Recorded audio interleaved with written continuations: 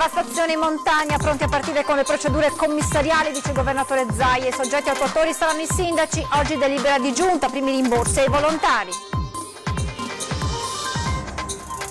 Nelle prossime ore allerta per vento forte sulle prealpi e sulla costa e per nevicate oltre i 400-600 metri. Oggi cortine imbiancate, intanto individuati e recuperati 3 alpinisti veneti bloccati sulla cima Strugova-Tarvisio. Tragedia poco dopo le 16 nella stalla di una fattoria a Ponte nelle Alpi. Un veterinario 52enne è stato incornato e ucciso dal toro che stava visitando e che improvvisamente lo ha attaccato.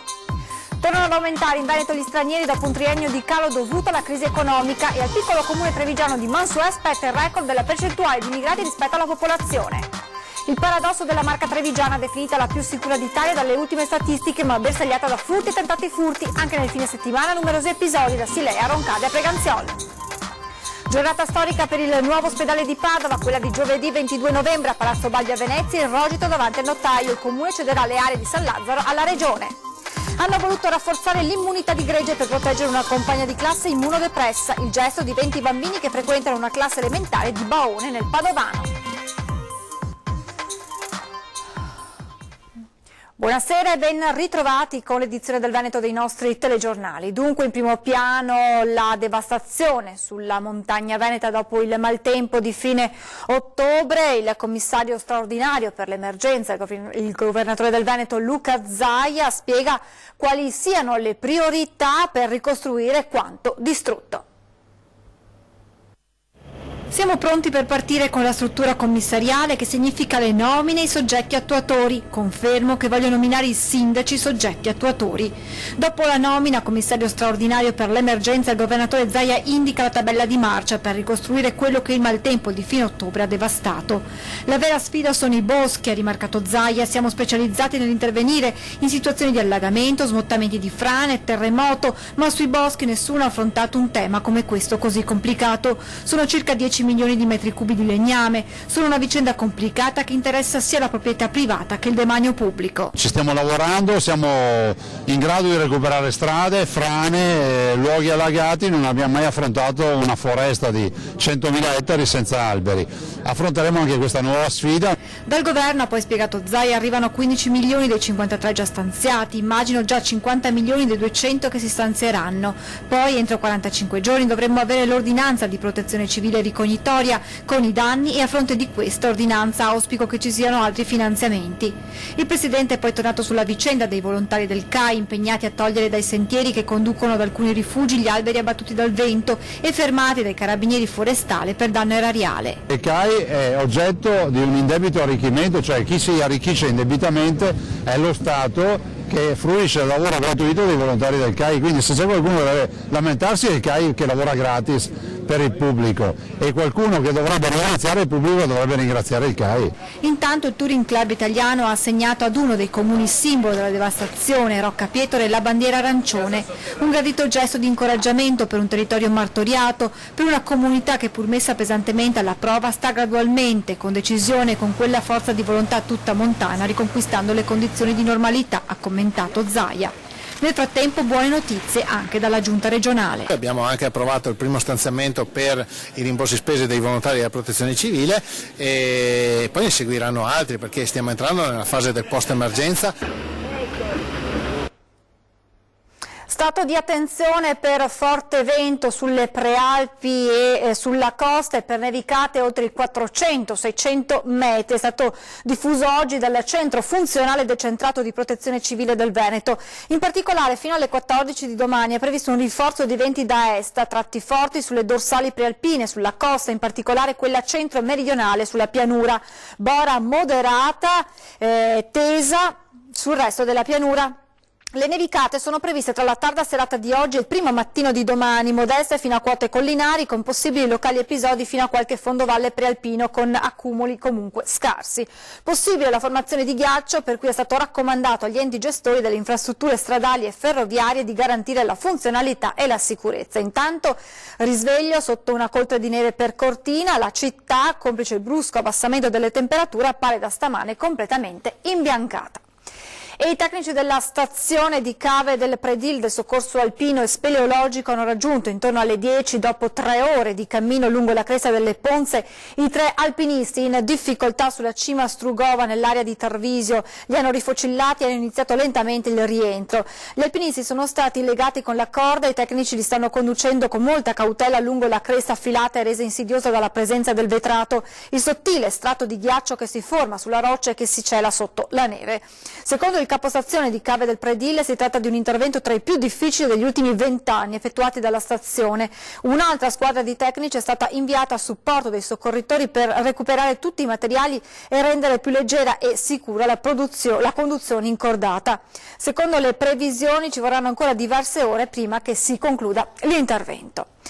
Cambiamo argomento, tornano ad aumentare in Veneto gli stranieri dopo un triennio di calo dovuto alla crisi economica e al piccolo comune trevigiano di Mansuè spetta il record regionale della percentuale di immigrati rispetto alla popolazione. In un comune di poco più di 5.000 abitanti il dato non passa certo inosservato, 18,9% di stranieri sul totale della popolazione. Quasi un abitante su 5 non è italiano. Mansuè, comune capofila in tutto il Veneto di un trend in crescita. È uno dei dati contenuti nell'annuale rapporto curato dalla Fondazione Leone e Moressa sull'economia dell'immigrazione. Mansuè prima per incidenza di stranieri, seguita da San Bonifacio nel Veronese e Lonigo nel Vicentino. Un record consolidato negli anni, ma senza che per questo vi siano problematiche, anzi, lo assicura il sindaco. Sono la maggior parte famiglie che sono benissimo integrate, lavorano nelle nostre fabbriche, i bambini e i figli frequentano le nostre scuole, partecipano tutte quanto l'attività dalla sagra alle altre attività. Nella Marca trevigiana è il simbolo dell'integrazione, dunque, in un quadro generale che vede gli immigrati tornare ad aumentare in Veneto dopo 3 anni di calo dovuto alla crisi economica. In particolare tornano a crescere i nuovi arrivi, 25.000 dall'estero e 28.000 da altre aree d'Italia. In totale gli stranieri in Veneto sono 487.893, pari al 9,9% della popolazione totale. Romeni, marocchini e cinesi, le etnie più diffuse. Verona, la provincia con più stranieri, 105.000, seguita da Padova e Treviso. Il comune con più stranieri invece è Venezia, 36.000. Uno sguardo alla natalità rivela che nel 2017 sono registrati in Veneto 7.361 nuovi nati stranieri, pari al 20% del totale. Infine il cruciale dato economico.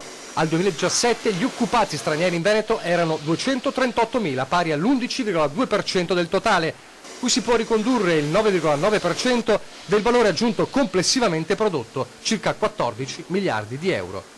Gli imprenditori stranieri rappresentano l'8,9% del totale, un dato in crescita negli ultimi 5 anni, in controtendenza con la diminuzione degli italiani. A livello fiscale, infine, nel 2017 gli immigrati hanno dichiarato mediamente 14.843 euro annui, circa 8.000 euro in meno rispetto alla media degli italiani, con circa 350 milioni di IRPEF versata. La cronaca tragedia poco dopo le 16 di oggi nella stalla di una fattoria a Ponte nelle Alpi. Un veterinario 52enne, Paolo Casarin, del posto è stato incornato e ucciso dal toro che stava visitando e che improvvisamente lo ha attaccato. Il dramma si è consumato nella fattoria della Nuora, Accetta, frazione del comune. Nonostante l'intervento dei soccorsi, per l'uomo non c'è stato nulla da fare. Sul posto SUEM con l'elisoccorso, i vigili del fuoco e la polizia per i rilievi. Ci spostiamo adesso nella Marca trevigiana per parlare di sicurezza, perché nel fine settimana numerosi furti andati a segno o tentati in diversi comuni della provincia. Da Silea a Roncade cresce la paura tra i cittadini. Via Malvista e Cendon di Silea, via Boschetta, San Bugè di Preganziol, Roncade. È la mappa degli ultimi furti portati a segno o tentati nel fine settimana. Un'escalation che fa crescere la paura in quartieri sempre più sotto assedio dei banditi. Ma viventi pronti ad entrare in azione appena cala la luce del sole. Il più delle volte tengono sotto controllo i movimenti dei proprietari, aspettando di agire appena questi escono di casa. Ma altre volte poco importa se all'interno c'è qualcuno. Come è accaduto ieri sera a Cendon di Silea, qui i ladri sono entrati nel giardino di un'abitazione abitazione. I proprietari erano in casa, il marito, avvertendo dei rumori, è uscito e li ha fatti scappare. All'interno la moglie angosciata, temendo che potesse succedere qualcosa al compagno, e la figlia di pochi anni in lacrime. Una paura che serpeggia nella frazione. In via Malvise tra sabato e domenica diverse le villette visitate. Ieri appunto hanno tentato di andare nei vicini di fronte a noi e hanno visto poi i vicini, siccome sono riusciti a mandarli via, saltare a casa nostra, nella nostra staccionata, però poi si sono dileguati. Sempre ieri tra le 17 e le 18 i banditi sono entrati nell'abitazione del cognato del signor Matteo, hanno sfondato il balcone, scassinato la finestra e messo a soqquadro le stanze, fuggendo a mani vuote. Misero anche il bottino del colpo nell'abitazione di Marina Corazzo. Hanno buttato un po' all'aria le camere e hanno portato via un paio di scarpe ginnastica del mio figlio. Fortunatamente non hanno trovato niente, perché è da un po' che gira questa voce, per cui cercavo di tenere meno cose in casa. Anche se viene portato via ben poco, la cosa più preziosa che viene rubata è la serenità, la libertà di sentirsi sicuri in casa propria. Non si sa mai chi sono, quanti sono, come vengono, se vengono per rubare soldi, se vengono per collane. Una banda, forse la stessa che gravita in zona a bordo di un'auto, intercettata ieri da Elisa Gentile e da un amico. Insieme hanno iniziato a seguire la vettura. Siamo riusciti, non in maniera nitida, ma a riprendere la parte dietro dell'autoveicolo e a riconoscere almeno le prime due cifre della targa. Ma ieri sera diversi colpi messi a segno o tentati anche in via Boschetta Preganziola, mentre Roncade e le sue frazioni continuano ad essere prese di mira, e proprio qui giovedì 22 novembre presso la sala consigliare del comune verrà organizzata la prima riunione del gruppo Facebook Furti in Corso. E raffica di furti in casa sabato scorso nel veneziano a Caltana di Santa Maria di Sala, con la gente oggi ancora sotto shock. Sono gli stessi residenti a raccontarci come si vive nella paura dopo essersi trovati la casa razziata dai banditi. Sabato sera dicono che ci sono stati 5 furti nel giro di un'ora nelle zone Caltana, Santa Maria di Sala e Caselle. I carabinieri ve l'hanno detto? Sì. È la voce di uno dei depredati lungo via Gorgo, qui a Caltana di Santa Maria di Sala, dove sabato scorso è stato un sabato decisamente nero per molte famiglie di qua, letteralmente razziate di ogni bene, con la raffica di furti subiti in appartamento come in casa. Lì in fondo, l'ultimo, c'è stato in questa casa e nell'altra abitazione di là. Tutti alla sera di sabato? Tutti la stessa sera, più o meno dalle 6:30, intorno più o meno fino alle 8, così indicativamente, perché io sono rientrata alle 8 e i furti erano già avvenuti. Noi eravamo via, eravamo fuori per il weekend e mi ha chiamato mia mamma dicendo è entrata un attimo e ha trovato tutto sottosopra. Sono entrati qua dalla finestra e l'hanno scassata, non so come l'hanno aperta, hanno tirato fuori di tutto e di più. Aperto la cassaforte e vabbè, abbiamo trovato un po' un macello. Rubati i risparmi in contanti dalla cassaforte insieme ad altro sparso per la casa, racconta Valentina, mamma di un bimbo piccolo ancora sotto shock. Mi trema anche la voce, è brutto. Infatti adesso non avevamo ancora neanche l'allarme, quindi abbiamo fatto tutto stamattina in fretta e furia per salvare il salvabile e rimediare quello che si può rimediare, perché non si sta bene. E con Valentina attraversa la casa razziata ma soprattutto danneggiata anche una pensionata 73enne depredata nel tempo occupato per uscire da casa e recarsi nella vicina chiesa per la messa a suffragio del marito a 3 anni dalla sua scomparsa, così nelle parole della sua domestica. Da me ha portato 10 euro din portofol che era in cucina, che mi teneva per le spese, prendere un po' di pane, così da oggi a domani, diciamo, non so che era. Però sopra hanno tirato via, era orecchini, insomma, ma non ha portato via, non so come mai. E dopo in cassetti tutti i cusci tirati, tutti i lenzuoli che aveva la signora, non so, che era tutti parti, era così, e i figli si hanno guardato e hanno detto secondo loro non ha portato via niente, però sono entrati, ecco, questa ne fa male. In paese la gente è davvero più che esasperata. Si vive con paura di più, non si può. Ci stiamo organizzando per fare noi il giro della casa, per controllarla, per aiutarsi tra vicini, perché non abbiamo alternative, non ci sentiamo neanche tutelati sinceramente, perché non è possibile, tante volte ci sono le luci anche spente, quindi non è facile vivere così. Vi siete appellati al sindaco? Noi sì, ci sono dei gruppi organizzati, adesso avremo un incontro anche mercoledì e quindi faremo anche questo, insomma, sperando, anzi sicuramente ci darà ascolto perché è una persona anche abbastanza disponibile. La politica, ci sono dei ministeri a Roma che remano contro l'autonomia del Veneto. La denuncia del Presidente del Consiglio regionale Roberto Ciambetti nel giorno in cui Matteo Salvini ribadisce l'impegno a portare il dossier in Consiglio dei Ministri. Entro l'autunno mi ero impegnato a fare il primo passaggio in Consiglio dei Ministri sull'autonomia. Manca un mesetto alla fine dell'autunno, quindi contiamo di rispettare anche questo impegno come tanti altri. Le rassicurazioni arrivano in giornata dal vice premier Matteo Salvini dopo settimane di silenzio sul dossier attualmente sul tavolo del Presidente del Consiglio Giuseppe Conte. Ora c'è una scadenza precisa, il 21 dicembre, ultimo giorno d'autunno. Intanto il Presidente del Consiglio regionale Roberto Ciambetti denuncia l'ostruzionismo di una parte della burocrazia statale. Ci sono alcuni ministeri che sono un po' riottosi nel collaborare e questo è comprensibile, dai burocrati ministeriali romani non potevamo aspettarci completa disponibilità. L'autonomia non ce la regala nessuno, dovremmo combattere per averla, dovremmo battere i pugni su certi tavoli.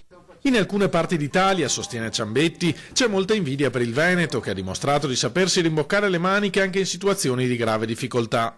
Lo abbiamo visto con il maltempo nel Bellunese, quando per la prima volta è stato messo in pratica il protocollo che prevede il Presidente di Regione come massima autorità di protezione civile. Quello che abbiamo dimostrato in Regione Veneto è che questa volta l'emergenza ha avuto una gestione sicuramente più efficace e efficiente. Lo facciamo in tantissime altre cose, dalla sanità all'ambiente al sociale, però ripeto, quando la Regione viene messa in grado di gestire in autonomia o in piena responsabilità certe cose, lo fa sicuramente meglio di qualche ministeriale. Ogni resistenza sarà superata, confida il Presidente del Consiglio regionale, grazie alla spinta dei 2.400.000 veneti che hanno votato nel referendum dello scorso anno. Adesso andremo a chiedere conto a questi ministeri che, ripeto, stanno facendo melina, stanno facendo ostruzionismo e non vogliono dare ai veneti l'autonomia che i veneti si aspettano e si meritano. Giornata storica per il nuovo ospedale di Padova, quella di giovedì prossimo 22 novembre a Palazzo Balbi a Venezia, infatti il rogito davanti al notaio. Il comune di Padova accetterà le aree di San Lazzaro alla regione, l'annuncio del governatore Luca Zaia. Vi do una notizia in anteprima che il giorno 22 novembre alle ore 11 in Sala Pedenin presso Palazzo Balbi, quindi presso la sede della Regione, si firmerà. Ore 12.30, Sala Pedenin, Palazzo Balbi, Regione del Veneto, Venezia. Giovedì 22 novembre, un altro giovedì nella storia del nuovo ospedale di Padova. 11 mesi fa, era giovedì 21 dicembre, quando in Regione il Presidente del Veneto Zaia e il Sindaco di Padova sottoscrivevano l'accordo di programma per la realizzazione del nuovo ospedale. In ballo c'era la cessione delle aree di Padova Est. Il 31 luglio 2018, incassato il sì del Consiglio Comunale di Padova, Zaia riceveva il via libera per le aree e poteva pensare al progetto, tutto in capo alla Regione, di un'opera da 600 milioni di euro. Giovedì 22 novembre a Palazzo Balbi si scrive la storia, una storia fortemente voluta anche dalla nostra emittente, che da mesi dà voce alla parola dei cittadini che chiedono con insistenza che una sanità come quella padovana, eccellenza mondiale, goda di una struttura degna. Già il 31 luglio questo l'impegno del governatore Zaia. Da qui non si torna più indietro, quindi adesso c'è la certezza di avere l'area, bisogna realizzare l'ospedale. Tempi. Flor mi dice che 8 anni e mezzo si dovrebbe avere la struttura realizzata. Correre, fare le carte, correre, perché dopo 22 anni oggi abbiamo la certezza che c'è un'area di quasi 52 ettari dedicata al nuovo policlinico universitario. 22 novembre, ore 12.30. Il passaggio delle aree dal Comune alla Regione arriva al tanto atteso rogito sottoscritto alla presenza del notaio. Una parte della storia è quasi scritta. Adesso la sfida inizia davvero. Ci fermiamo, pochissimi istanti di pubblicità e poi torniamo con altre notizie dal Veneto.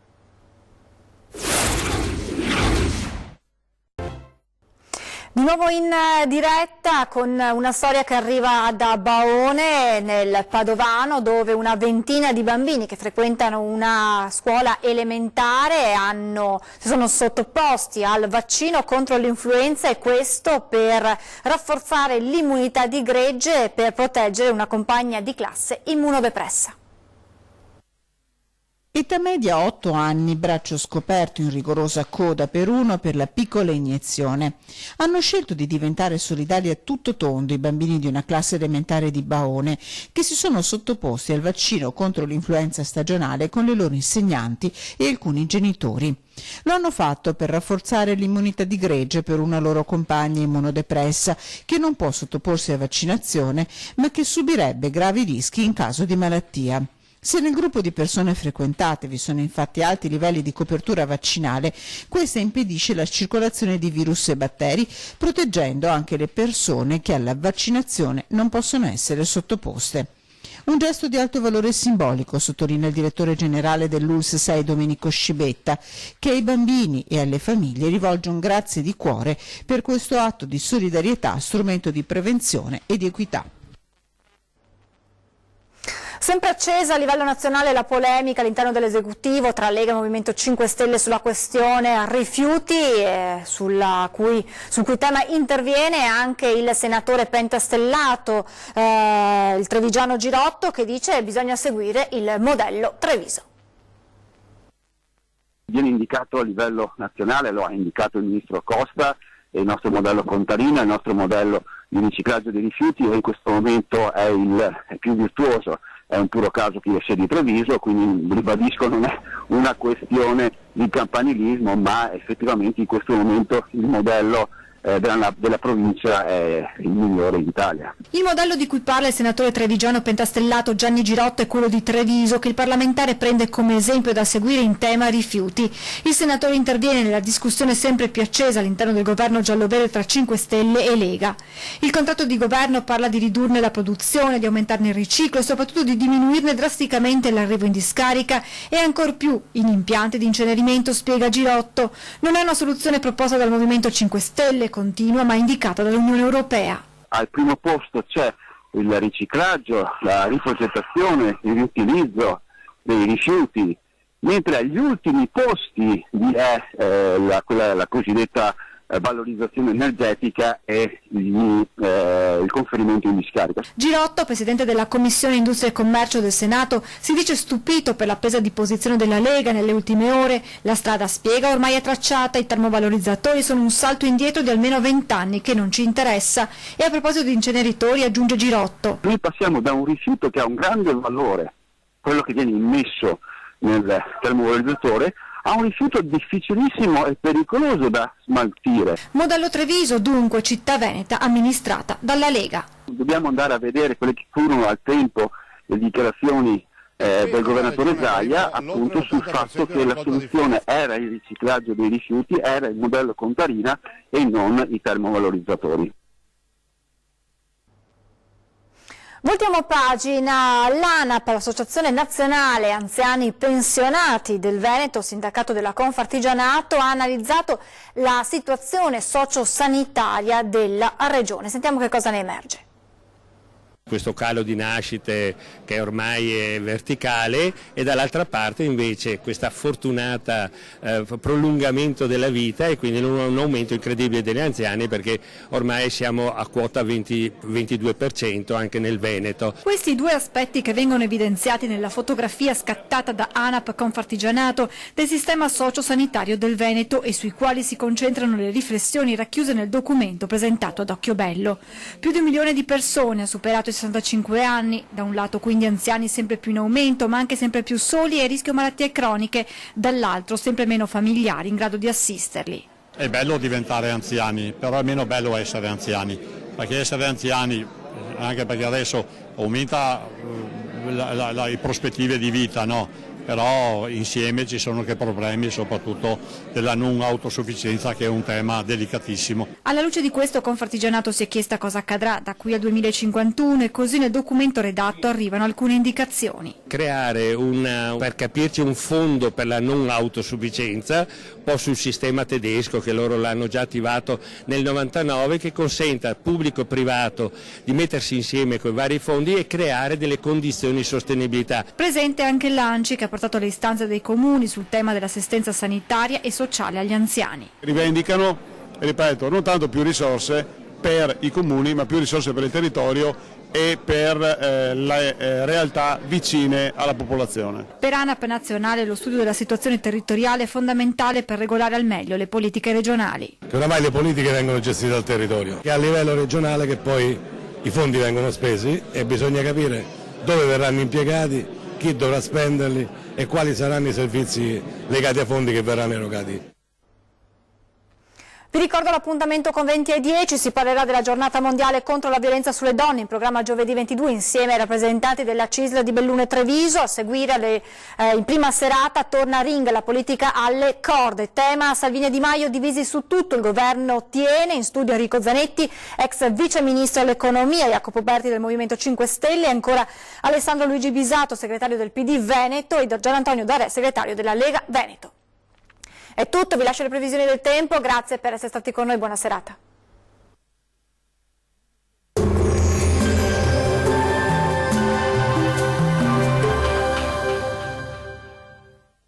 Ben ritrovati al meteo. Residui fenomeni, ma prevale il bel tempo sulle nostre regioni. Vediamo il dettaglio. Sul Veneto non sarà da escludere qualche pioggia a carattere sparso al mattino, ma col passare delle ore sulla nostra regione sarà via via più asciutto e stabile con ampio soleggiamento e con il cielo che si presenterà al massimo poco nuvoloso ovunque.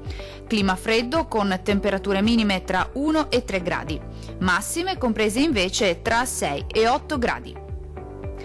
Diamo ora uno sguardo al Friuli, Venezia e Giulia.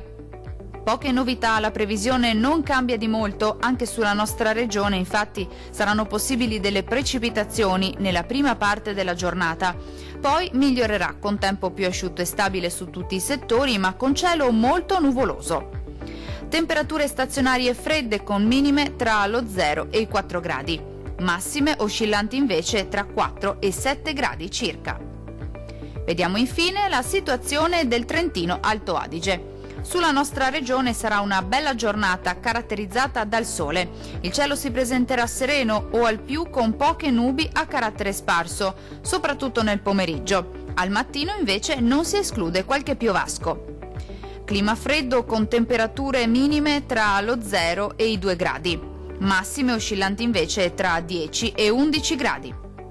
Dal meteo di Antenna 3 per ora è tutto. Arrivederci.